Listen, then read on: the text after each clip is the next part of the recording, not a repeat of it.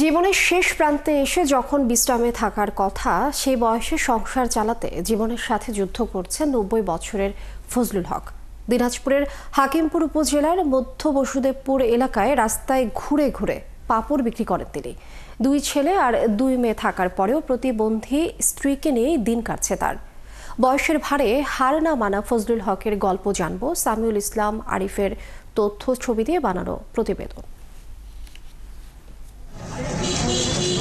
বয়সের ভারে নুয়ে পড়েছে শরীর, তবুও থেমে নেই ছুটে চলা। স্পেশাল আপনার মানে মজা কিছু, তাই আমার সিক্রেট ম্যাগি স্বাদে ম্যাজিক ফ্রম নেসলে।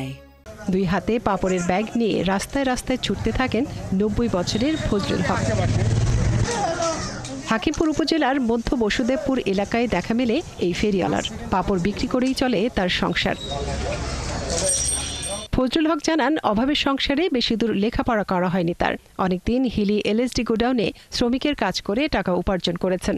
এরপর ২ ছেলে আর ২ মেয়েকে বিয়ে দিয়ে প্রতিবন্ধী স্ত্রীকে নিয়ে আলাদা সংসার হয় তার। পরে স্ত্রীর চিকিৎসার কারণে বেশ কিছুদিন ঢাকায় ছিলেন তিনি। সে সময় ছোট ছোট কিছু কাজও করেছিলেন, কিন্তু চিকিৎসার খরচ জোগাতে বিপাকে পড়েন। শেষমেশ বাড়িতে ফিরে সংসারের খরচ চালাতে পাপড় বিক্রি শুরু করেন। ফজলুল হক নিজেই বানান সুস্বাদু এই পাপড়। এরপর তা বস্তায় ভরে প্রতিদিন দুপুর থেকে সন্ধ্যা পর্যন্ত বিক্রি করেন।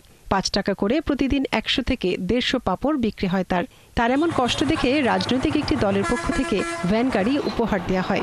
এখন এটিতে করেই চলছে তার ফেরি করা। আমার কৌণিক উপর আমি দাঁড়ায় চলতে পারতেছি এবং অনেক সুবিধা হয়েছে, বেঁচে কেনা ঠিক মতন করতে পারতেছি, কষ্ট হয় না। এই বয়সেও তার এমন মনোবল দেখে অবাক হন এলাকার মানুষ।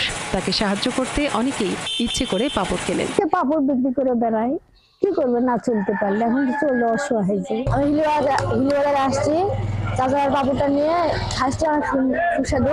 বাচ্চা কাচ্চার জন্য আমরা নিয়ে যাই, আমরা যখন দেখা হয় সেখন ওই টাইমে কিনে খাই।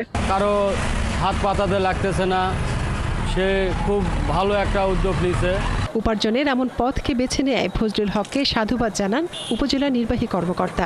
এই বয়সেও পাপড় বিক্রি করে তার দিনাতিপাত করছেন, এটা আমাদের সমাজের জন্য অনুসরণীয়। তিনি আমাদের সমস্যা থেকে ভাতা পান এবং আমরা বিভিন্ন সময় সহযোগিতা করার চেষ্টা করি। নিজের এবং প্রতিবন্ধী স্ত্রীর চিকিৎসার খরচ চালাতে নির্ঘুম রাত কাটে ফজলুল হকের। তিনি নিজে কিছু না চাইলেও সমাজের বিত্তবানদের তার পাশে থাকার আহ্বান জানিয়েছেন এলাকাবাসী। মনিরা কাজুরি, ৭১।